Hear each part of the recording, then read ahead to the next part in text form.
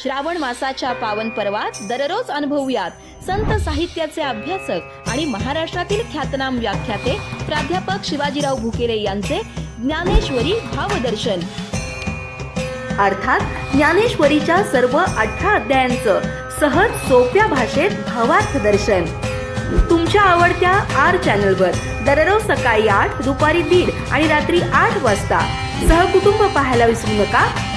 ज्ञानेश्वरी भावदर्शन याचे प्रायोजक आहेत महेंद्र ज्वेलर्स, राजारामपुरी, कोल्हापूर. पुंडलिक वरदा हरिविठ्ठल श्री ज्ञानदेव तुकाराम. पंढरीनाथ भगवान की जय. माऊली ज्ञानेश्वर महाराज की जय. जगद्गुरु संत तुकाराम महाराज की जय. रामकृष्ण हरी माऊली. काल आपण कर्म संन्यास योगाचा अनन्यसाधारण अधिकार प्राप्त झालेला, खऱ्या अर्थाने ज्याला संन्यासी म्हणता येईल आणि ब्रह्मज्ञानी म्हणता येईल, तो महापुरुष कसा असावा याचा परिचय भगवान श्रीकृष्णाने आपल्या लाडक्या शिष्य अर्जुनाला प्रबोधित करताना जो करून दिला आणि ज्ञानोबा माऊलीनं देशिकार लेण्याच्या रूपानं त्यावर जे सुंदर भाष्य केलं, त्या भाष्याचं विवेचन केलं. या 6व्या अध्यायाच्या निमित्तानं प्रमुख 4 प्रक्रियांचा विचार आज आपण या निमित्तानं करणार आहोत. पहिली, ज्ञानोबा माऊलींची भागवत धर्मियाला लाभलेली वस्तू सामर्थ्य शक्तीची देणगी. दुसरं, भगवंत आणि जीव यांच्यामधला फरक आणि भगवंताचे केलेले महान गुणानुवाद. तिसरं, योगशास्त्र, योगशास्त्राच्या प्रक्रिया आणि अंतिमतः भक्तांची 4 लक्षणे. अशा वर्णनानं हा जो 6वा अध्याय आहे, हा 6वा अध्याय भरलेला आहे. श्रोते हो, यातल्या प्रस्तावनेच्या पहिल्या 20-25 ओव्यांचा आपण जर विचार केला तर मराठी भाषेला शब्दांच्या पालखीत बसवून तिला गर्भ श्रीमंत करण्याचं काम जर कोणी केलं असेल तर महाराष्ट्रीयांच्या नगरी ब्रह्मविद्येचा सुकाळ करणाऱ्या ज्ञानदेवांनी केलं असं जाणवल्याशिवाय राहत नाही. मी म्हणालो होतो आपल्याला, गीता अलंकार नामज्ञानेश्वरी ब्रह्मानंद लहरी प्रकट केली. ब्रह्मानंदाच्या लहरीवर, गीताशास्त्रावर केवळ अलंकारिक नव्हे तर अलंकार, भक्ती, शास्त्र, रस आणि याही पलीकडं जो मुक्तानंद आहे, या मुक्तानंदाचं वर्णन करणारा या भारतातील पहिला जीवनमुक्त पुरुष म्हणजे संत ज्ञानेश्वर. ज्ञानेश्वरांच्या पूर्वी जसं ज्ञानेश्वरांनी या अध्यायाच्या प्रस्तावनेत वर्णन करण्याचं काम केलं, माझा मराठाची बोलू कौतुके, परी अमृतातेही पैजा जिंके, ऐशी अक्षरे रसिके मिळविन. ही ओवी आज मराठी साहित्य संमेलनापासून ते ग्रामीण साहित्य संमेलनापर्यंत आणि गावागावामध्ये होणारे जे माय मराठीचे जागर आहेत, या जागरामध्ये ही ओवी मोठ्या अग्रक्रमानं आळविली जाते. गोष्ट आनंदाची आहे तशी, परंतु मराठी भाषेला 700 वर्षापूर्वी अभिजात्य भाषेचा दर्जा देणारा पहिला स्वतंत्र महापुरुष जर कोण असेल तर ते ज्ञानोबा माऊली आहे. त्यांनी जे अभिनव वाघविलासिनी शारदा पहिल्या अध्यायात मी आपल्याला सांगितलं, ही अभिनव वाघविलासिनी ज्ञानदेवांच्या जिव्हेवरच आहे. अहो, ज्ञानदेवांच्या पूर्वी शब्दाच्या शास्त्रामध्ये सगळं काही संस्कृत मध्ये सांगितलं जायचं, अगदी 1197च्या उंबरठ्यापर्यंत. शक्य 1197च्या अगोदर प्रायश्चित्त घ्यायचं संस्कृत मध्ये, पुण्य करायचं संस्कृतमध्ये, संवाद साधायचा संस्कृत. आता संस्कृत भाषा देव भाषा आहे मला मान्य आहे, परंतु नाथ महाराज म्हटले होते संस्कृत भाषा देवे केली आणि प्राकृत काय चोरापासून आली. जर संस्कृत भाषा देव भाषा आहे तर माझी मराठी, माझी प्राकृत ही काही चोरांची भाषा नाही. संस्कृत भाषा जर आई असेल तर मराठीला निदान तिची मुलगी मानण्याचं काम करा ना. जी मुलगी आईचे सारे सद्गुण शब्दाच्या आधारे आपल्यात प्रकट करण्याचं काम जे आहे हे काम करते. म्हणून मी म्हटलं की ही देव भाषा होती चांगली, पण ओवी म्हटली की शिवी दिली हे तुमच्या माझ्यासारख्या सर्वसामान्य माणसाच्या लक्षातच नाही यायचं. कारण संस्कृत भाषेच्या बाबतीत आपली अवस्था काला अक्षर भैस बराबर अशी होती. संस्कृतच्या या राजवाड्यामध्ये ज्ञानाचं भांडार आहे हे मान्य आहे मला, परंतु हे भांडार आमच्यापर्यंत येऊ शकलं नाही. ज्ञानेश्वरांनी पहिल्यांदा काय केलं असेल तर हे भांडार फोडण्याचं काम केलं. म्हणून कविवरे बीन ज्ञानेश्वरांना मराठी भाषेचा पहिला बंडखोर कवी असं म्हटलेलं आहे. आणि या फोलकटाचा डंका पिटोनी आलम दुनियेला आणि मराठीचा माथा उजळ करण्यासाठी ज्ञानोबांनी देवा आणि दैत्याबरोबर झुंजून या माय मराठीचा माथा उजळ करण्याचं काम केलं.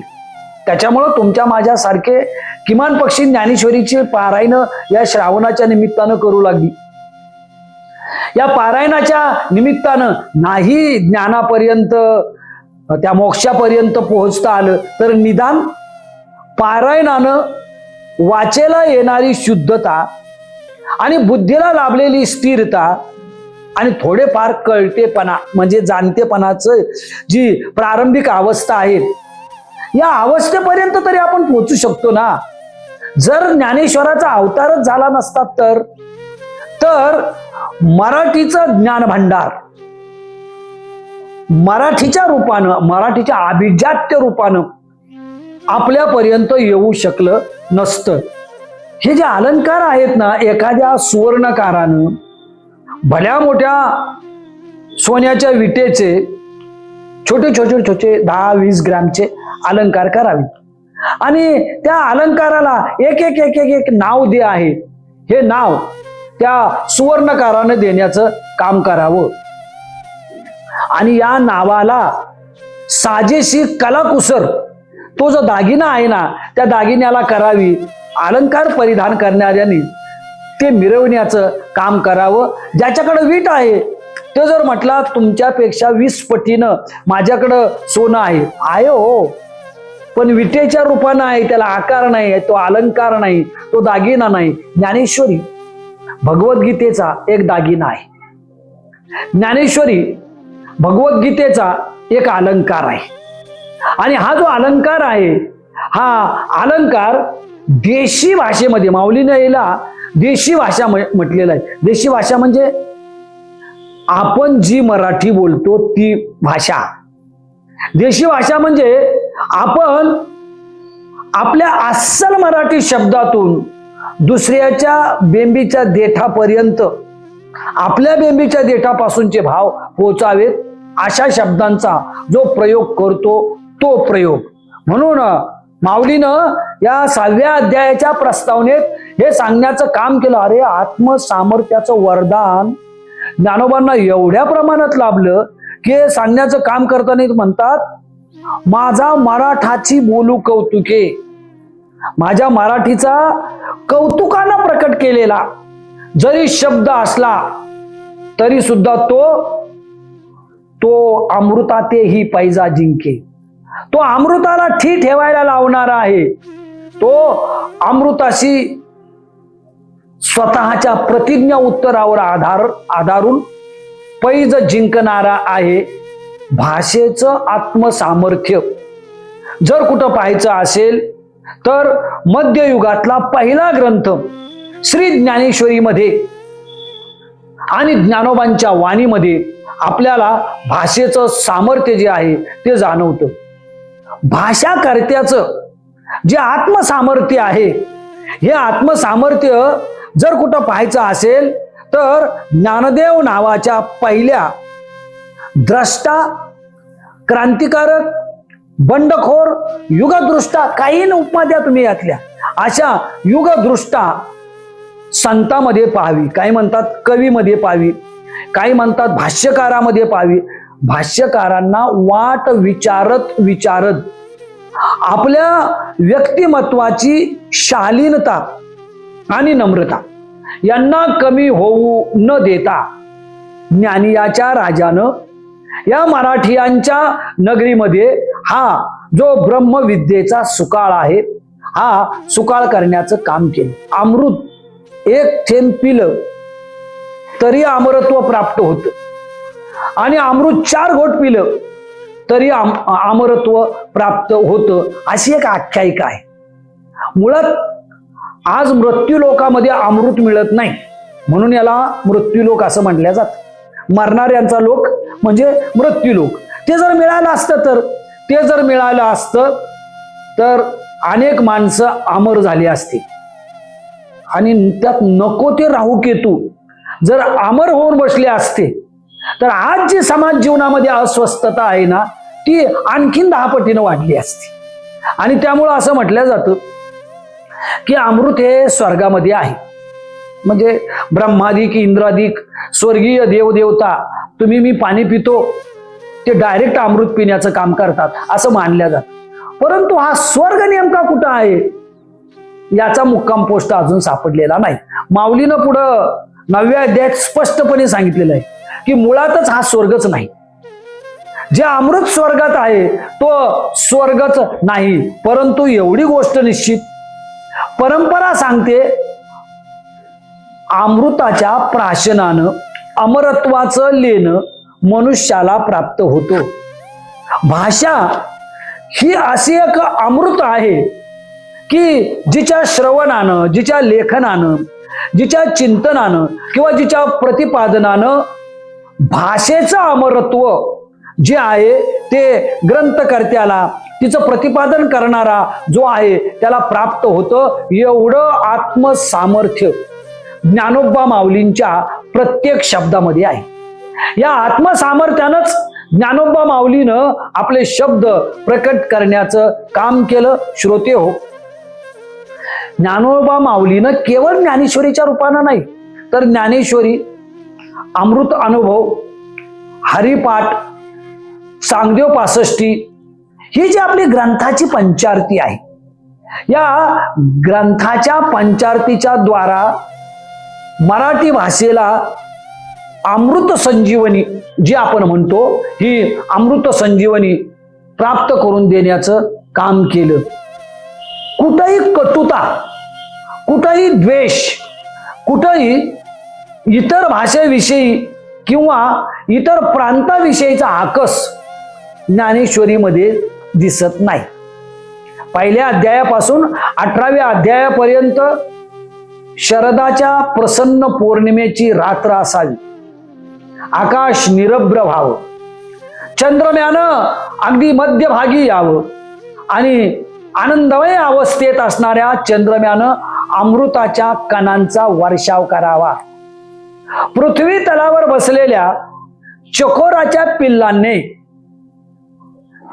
चंद्रोदयाकडं किंवा चंद्रांच्या या अमृत कणाकडं आपल्या चोंची कराव्यात आणि चंद्र किरणातून द्रवणारा जे अमृताचे कण आहेत ते प्राशन करण्याचं काम करावं. शारदेची चंद्रकळे माझी अमृत कण कोवळे, वेचिती मने मवाळे चकोर तलगे. तलगे म्हणजे पिल्ले, चकोरांची पिल्ल ही या अमृत कणाचं जे सेवन आहे ते करण्याचं काम करतात. असं मानलं जातं श्रोत्यांनो की जर शरदाच्या प्रसन्न पौर्णिमेच्या रात्री चंद्राने अमृत कणाचा वर्षाव नाही केला तर चकोराचे तलगे उपवासी राहणं पसंत करतात, परंतु काही दगडधोंडे गोटे खाण्याचं काम करत नाही. याच्या उलट कावळ्यांचं, बगळ्यांचं असतं. आपल्याला माहित आहे कावळ्याला काही चालतं, बगड्याला जे बकध्यान आहे हे बकध्यान नदी तलावर सरोवर यांच्या काठी किंवा यांच्या प्रवाहामध्ये मत्स्य प्राप्तीसाठी मासळीसाठी हे ध्यान लागतं असं आपल्याला दिसतं. परंतु जसे चगोर तलगे हे अमृताच्याच कणाचं प्राशन करण्याचं काम करतात, तसे प्रज्ञावंत श्रोते भाषाचा जो अभिजात्यपणा आहे त्याचा स्वीकार करण्याचं काम करतात. हे सगळं ज्ञानेश्वरीच्या वर्णनातनं ठीक आहे हो. 700 वर्षापूर्वीची भाषा असून सुद्धा ती आज तारुण्याची नव्हाळी ल्याल्याप्रमाणे आपल्याला ती आजची वाटते. हा भाग आनंदाचा आहे. पण दुर्दैवाचा भाग काय आहे? दुर्दैवाचा भाग हा आहे, अजूनही राष्ट्रीय पातळीवर राष्ट्रीय नियमाप्रमाणे मराठी भाषेला अभिजात्य भाषेचा दर्जा देण्यात आलेला नाही. परवा लोकसभेमध्ये हा प्रश्न भरपूर प्रमाणात गाजला की काय काय कमी आहे मराठीमध्ये की जिला तुम्ही अभिजात्य भाषाचा दर्जा देऊ शकत नाही. चक्रधरांच्या पासून ज्ञानदेवांच्या पर्यंत आणि ज्ञानदेवांच्या पासून अगदी थेट 19व्या शतकाच्या उत्तरार्धापर्यंत या अमृताते पैजा जिंकणाऱ्या मराठी भाषेला आपण समृद्ध करण्याचं काम केलं. पण तरीही मराठी भाषेला जे अभिजातत्व आहे हे सरकारी नियमाप्रमाणे मिळालं नसेल, पण ज्ञानेश्वरीच्या शब्दामध्ये हा अभिजात्यपणा जो आहे ना, हा अभिजात्यपणा आपल्याला दिसून आल्याशिवाय राहत नाही. कसं असतं, क्लासिकल संगीत ऐकण्यासाठी कान तयार व्हावे लागतात आणि रिझण्यासाठी मन तयार व्हावं लागतं. क्लासिकल संगीतच ज्याला माहित नाही त्याचे कान तयार होत नाही आणि मनात रिझायचा काही संबंधच येत नाही. ज्ञानेश्वरीचे प्रत्येक मराठी ओवी ही क्लासिकल संगीताप्रमाणे आहे आणि या क्लासिकल संगीताला ऐकण्यासाठी पहिल्यांदा आपले कान तयार व्हावे लागतील.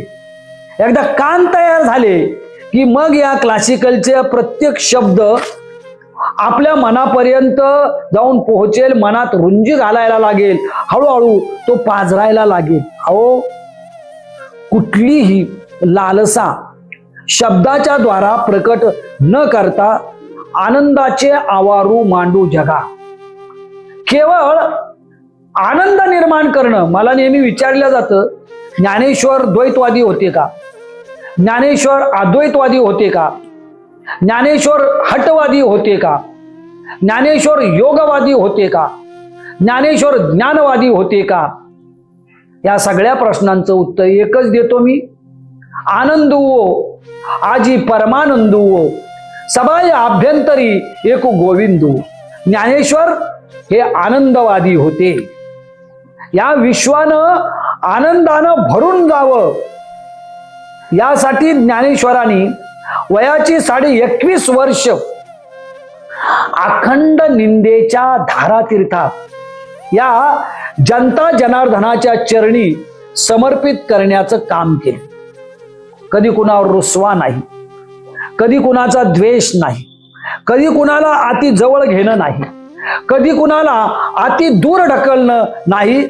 अशा साम्यक समशीतोष्ण भावनेतून ज्ञानदेवांनी या ज्ञानेश्वरी नावाच्या क्लासिकल संगीताचं जे प्रतिपादन आहे ते करण्याचं काम केलं. म्हणून माऊली म्हणतात की या ओवीमध्ये हे प्रतिज्ञोत्तर माझे उघड ऐका. अनेक प्रतिज्ञा माणसं करतात. तुम्हाला मला लहानपणापासून शाळेत प्रतिज्ञा शिकवल्या गेल्या, भारत माझा देश आहे वगैरे वगैरे तुम्ही म्हणतो मी, म्हणजे ते सुद्धा 9वी 10वी पर्यंत. एकदा महाविद्यालयात गेलं की देश आपला आहे की नाही हे काय कळायला मार्ग शिल्लक राहत नाही. परंतु आपल्या प्रतिज्ञा ज्या असतात त्या प्रतिज्ञा वर्गाच्या बाहेर आलं की आपल्याला शिकवलं तर हे मास्तर समोर प्रार्थनेबरोबर प्रतिज्ञा म्हटलास तेवढं 2 मिनिटासाठी ठीक आहे. भारत कुठं तुझा देश आहे? भारत तुझा देश असता तर तू एका तुकड्यासाठी स्वतःला किंवा बाकीच्यांचे आहेत यांना तोडण्यासाठी कशाला पुढे गेला असता? सारे भारतीय, अरे तुझेच भाऊ तुला भाऊ वाटत नाही तर भारतीय कसे वाटायचे? आपण प्रतिज्ञा करतो या तोडण्यासाठी असतात. अनेक जण अनेक प्रकारच्या प्रतिज्ञा करतात. आज करतात, पुढच्या 4 दिवसांनी 8 दिवसांनी प्रतिज्ञेचं काय झालं याचं विचारलं तर ते म्हणतात नाही, ते प्रतिज्ञा लोकमान्य टिळकांनी करणं, बाकीच्यांनी करणं ही गोष्ट त्यांच्यासाठी ठीक आहे, कारण आमच्या प्रतिज्ञा या मोडण्यासाठी असतात. म्हणून मी म्हणतो करूच नाही. ज्या प्रतिज्ञा मोडण्यासाठी आहेत त्या प्रतिज्ञा करूच नाहीत. आणि जी प्रतिज्ञा पूर्ण करायची त्याच्यासाठी त्याग लागतो, त्यासाठी सर्वस्वाची होळी करावी लागते, त्याच्यासाठी स्वतःचं जे काही अस्तित्व आहे ते अस्तित्व माऊलीनं हरिपाठात जसं म्हटलं तसं कापुराची वाती उजळल्या ज्योती ठाईचा समाप्ती झाली जैसी. कापराला आग लावल्यानंतर कापराची वडी जळत जळत सुगंध देते आणि पूर्ण जळून गेली की आपलं अस्तित्व संपून टाकते. जोपर्यंत जळते तोपर्यंत सुगंध देण्याचं काम करते. आपलं अस्तित्व ज्या वेळा समाजामध्ये विलीन व्हायला लागतं, आपलं अस्तित्व जनता जनार्दनाच्या चरणी लीन होतं, तेव्हा कापरासारखी अवस्था प्राप्त होते. ज्ञानोबा माऊलीनं या कर्पुराप्रमाणे आपलं मुळातच आपलं अस्तित्व, आपले श्रोते, आपले सद्गुरू आणि हे समाज जीवन यांच्या चरणी समर्पित करण्याचं काम केलं. म्हणून माऊली या प्रस्तावनेच्या ओळीमध्ये म्हणतात की हे प्रतिज्ञ उत्तर माझे उघड ऐका. या मराठी भाषेचं अमृताची गोडी किंवा तिचं अमृताचं जे माधुर्य आहे, हे माधुर्य मी नाहिरे वर्गात असणारे जे समाजाच्या स्तरावरच्या शेवटच्या पायरीवरचे माणसं आहेत त्यांच्यापर्यंत नेऊन पोहोचविण्याचं काम करेल, ही माझी प्रतिज्ञा आहे. ही प्रतिज्ञा या 6व्या अध्यायामध्ये माझ्या ज्ञानोबा माऊलीनं केली. तोपर्यंत 5 अध्याय पूर्ण झालेले होते. पुढे 7व्या अध्यायापासून 18वा अध्याय आणि त्यानंतर प्रसादाचं दान, फसाय दान इथपर्यंत नव्हे. मी जी ग्रंथाची पंचारती सांगितली ना, ही ग्रंथाची पंचारती पूर्ण होईपर्यंत ज्ञानोबांनी ही प्रतिज्ञा पूर्ण करण्याचं काम केलं. या प्रतिज्ञेला आपल्या आत्मसामर्थ्याचं अधिष्ठान देण्यासाठी माऊली आपले श्रोते श्री गुरु निवृत्तीनाथ आणि या महाराष्ट्रातले मराठी भाषेचे जे तमाम साधक जन आहेत, या साधक जनांना आश्वस्त करताना म्हणतात की या कारणे मी बोलेन. बोली आरोपाचे रूप दावीन. यानंतर एक 5-10 ओव्या सोडल्या की माऊलीची ही ओवी येते. मी जेव्हा बोलायला सुरुवात करेल तेव्हा अरूपाला, ज्याला रूप नाही असं रूप देण्याचं काम करेल. ज्ञानोबा माऊली पूर्वी मराठी भाषेची अवस्था खरंच असून घरची मालकीन खास चोर म्हणती ती आला अशी होती. ती महाराष्ट्राची मालकीन होती, परंतु त्या एकच प्यालामध्ये नाही का दारुड्या सुधाकरानं त्या पतिव्रता सिंधूला एका फाटक्या साडीनिशी घराच्या बाहेर काढावं आणि मग उपेक्षेचं वैराण वाळवंट तिनं जगण्याचं काम करावं. श्रोते व तसंच मध्ययुगाची पहाट होण्यापूर्वी मराठी भाषेची अवस्था एक वस्त्रानिशी बाहेर पडलेल्या या सिंधूप्रमाणे झालेली होती.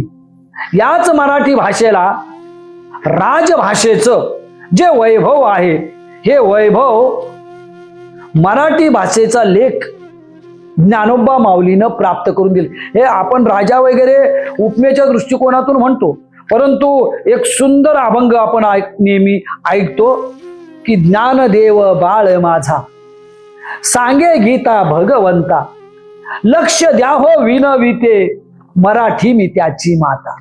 मराठी माता हे सांगण्याचं काम करते की श्रोत्यांनो लक्ष द्या. ज्ञानदेवांनी जी विनवणी केलेली आहे, जी आळवणी केलेली आहे, जी प्रार्थना केलेली आहे आणि श्रोत्याच्या अंतःकरणामध्ये केवळ भक्तीचे नव्हे तर भाषेचे सात्विक भाव पोहोचण्यासाठी जे प्रयत्न केले, माऊली म्हणतात मी बोलेन हे सद्गुरू, मी आतापर्यंत तुमच्या आज्ञेशिवाय बोललो नाही, परंतु आता जेव्हा मी बोलेन ना तेव्हा माझ्या बोलीतून ज्याला रूपच नाही, ज्याला आकारच नाही, ज्याला गंध नाही, त्याला रूप रस आकार आणि गंध त्या शब्दांना देण्याचं काम करेल. शब्दांना जेव्हा रूप प्राप्त होतं, शब्दांना जेव्हा गंध प्राप्त होतो, तेव्हा मलयगिरी पर्वतावर एखाद्या वाऱ्याची झुळूक आल्यानंतर जिकडं तिकडं सुगंधाचं साम्राज्य पसरावं, तसं या मलयगिरी पर्वतावरून हे सुगंधाचं जे साम्राज्य आहे, हे साम्राज्य पसरण्याची जी उदात्त कल्पना आहे, हिला साकार करण्याचं काम ज्ञानोबा माऊलीनं अरूपाचे रूप दावीनं या शब्दांच्या द्वारा केलेली आहे.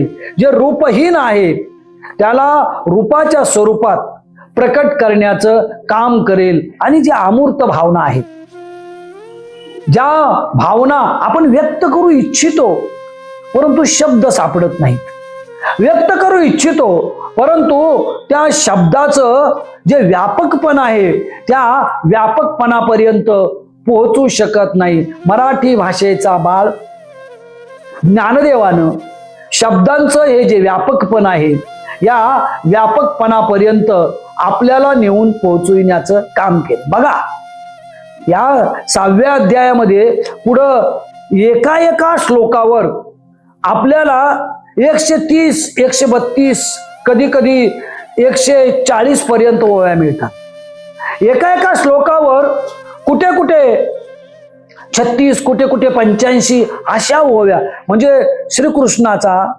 अर्जुनाला उपदेश करतानाचा मूळ भगवद्गीतेतला 2 ओळीचा एक श्लोक.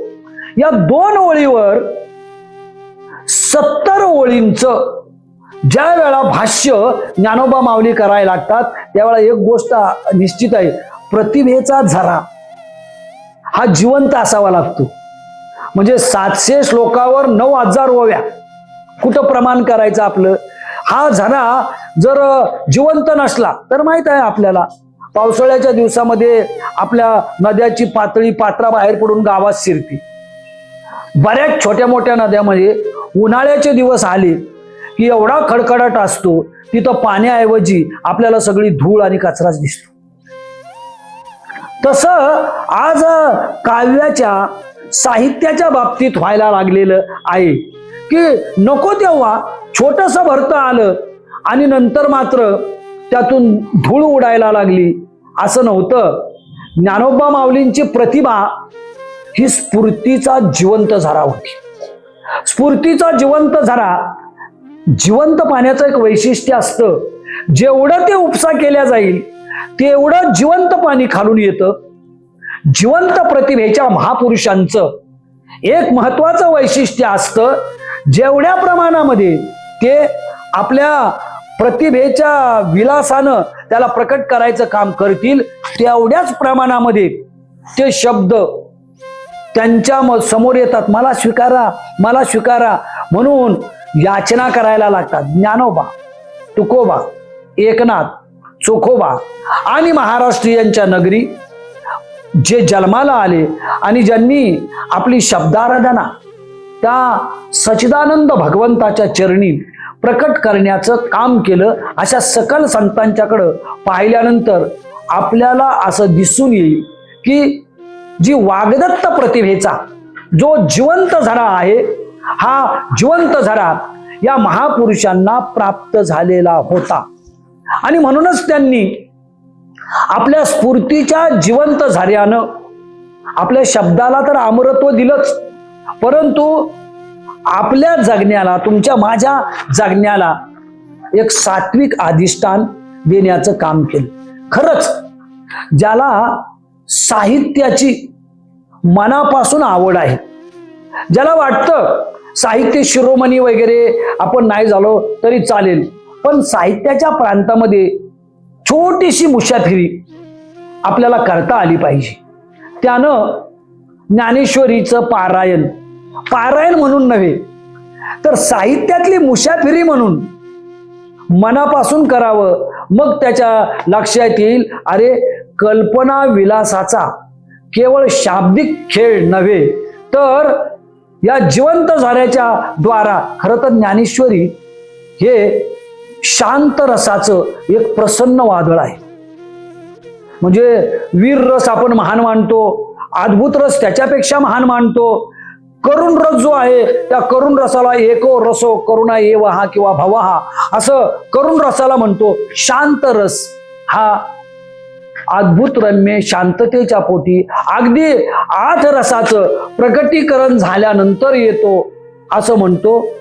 ज्ञानेश्वरी नावाच्या आमच्या एका योगी पुत्रानं ज्ञानेश्वरी ही या शांत रसाच्या वादळाप्रमाणे प्रकट करण्याचं काम केलं. या वादळानं कधी खळखळाट केला नाही. अत्यंत शांतपणे याला व्यक्त करताना कुठेही एकेरी, कुठेही कठोर, कुठेही शिव्या सदृश्य म्हणू आपण असा शिव्या सदृश्य, कुठेही दुसऱ्याच्या अंतःकरणाला दुखावेल अशा एकाही शब्दाचा प्रयोग ज्ञानदेवांनी ज्ञानेश्वरीच्या हे जे 18 अध्याय आहेत यापैकी एकाही ओवीत केलेला नाही. हे ज्ञानेश्वरांचं अत्यंत महत्वाचं वैशिष्ट्य आहे. दुसरं वैशिष्ट्य हे की हा झंझावाती वादळातला दीपस्तंभ आहे. वादळ कितीही मोठं असलं तर दीपस्तंभ कधी विझत नाही. पंत्या कधी विझून जातात पत्ता लागत नाही. दिवे कधी विझतात याचा पत्ता लागत नाही. वादळचा जो जोर आहे तो थोडासा वाढला की दिवे विझतात, पंत्या विझतात, पण दीपस्तंभ विझत नाही. दीपस्तंभ वादळाला आव्हान देत आहे तसा उभा राहण्याचं काम करतो. ज्ञानेश्वरी हा झंझावाती वादळातला दीपस्तंभ आहे आणि म्हणून हा झंझावाती वादळातला दीपस्तंभ अमूर्त भावनेंना मूर्त करण्याचं काम करतो. महाभारत, श्रीमद भगवद्गीता आणि मध्ययुगातील श्रोते यांना समोर ठेवून या 18 अध्यायाच्या एक एक प्रक्रियेला आपल्या प्रतिभेनं स्पर्श करण्याचं काम करतो आणि प्रतिभेच्या नभांगणामध्ये तुमच्या माझ्यासारख्या जिज्ञासू पक्षांना अगदी मुक्तपणे सोडण्याचं काम करतो. श्रोत्यांनो, नाहीच वेळ मिळाला आपल्याला पूर्ण ज्ञानेश्वरी वाचण्याचा तर ज्ञानेश्वरीतला एक अध्याय या श्रावण मासाच्या निमित्तानं कधीतरी अर्थासहित आपण जर वाचण्याचं काम केलं तर लगेच आपल्याला कैलासला जाता येणार नाही. लगेच आपण वैकुंठात रिझर्वेशन करू असा भाबडा आशावाद मी प्रकट करणार नाही. पण एक करू की या एका अध्यायाच्या श्रवणानं, चिंतनानं, वाचनानं आपल्या अस्तित्वाची खरी मंगलता, आपल्या अस्तित्वाचं खरं पावित्र्य आणि विवेकी अधिष्ठान आपल्याला ज्ञानोबा माऊलींच्या शब्दात सांगायचं झालं तर अमृताशी ठेवी अशा पैजा लावून जिंकणारे जे शब्द आहेत त्या शब्दांच्या आधारे निश्चितपणे प्राप्त होईल.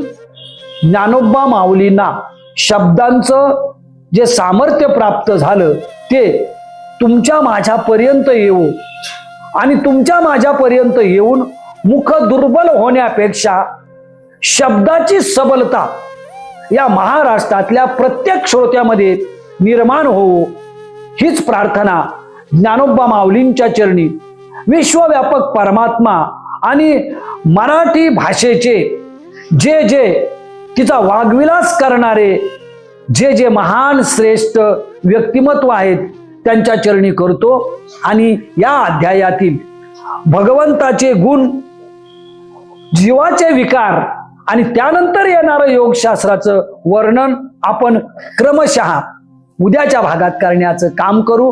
तोपर्यंत रामकृष्ण हरी माऊली.